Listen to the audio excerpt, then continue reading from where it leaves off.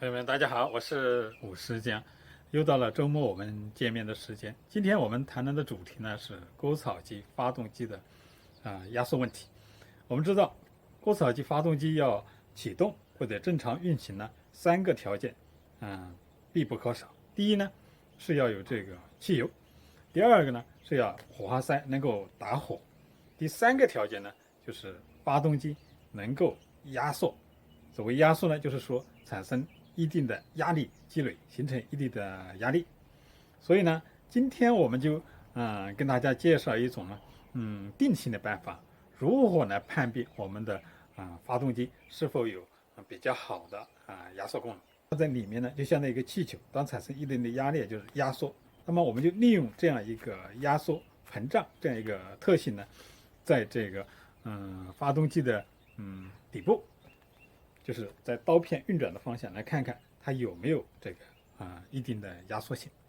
如果没有呢，就把发动机打开进行维修，因为它比较方便，也不使用任何的特别的工具。比如我们在这个每次使用完割草机洗割草机的时候，就把底部翻开，这样我们就可以试试看。第二个时候就是说，我们对于一个老的使用过的割草机，那么我们想知道现在它的发动机它的压缩功能怎么样啊？我们因为可以采用这种方法呢，简单进行判比，所以呢不需要任何的工具，这样就是说手推推就可以了。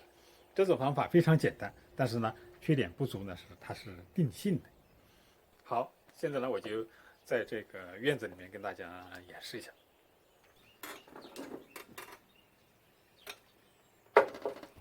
这个是刀片，这割草的时候呢是这个方向转动。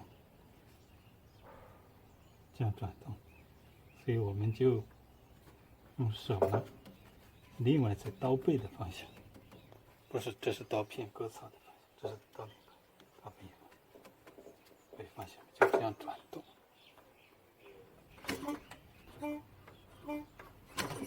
对，这样。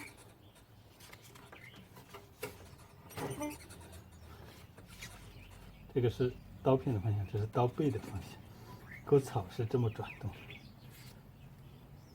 因为这是背面嘛，所以看起来是逆时针，上边呢就是顺时针，就用手这样，对，这样弹回去，对，是对的。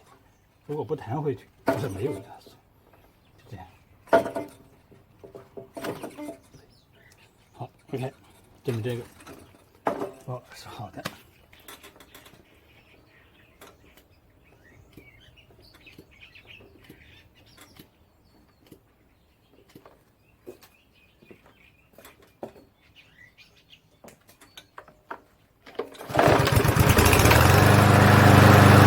好，这就是如何定性的判别，割草机发动机是否具有一定的压缩功能的方法。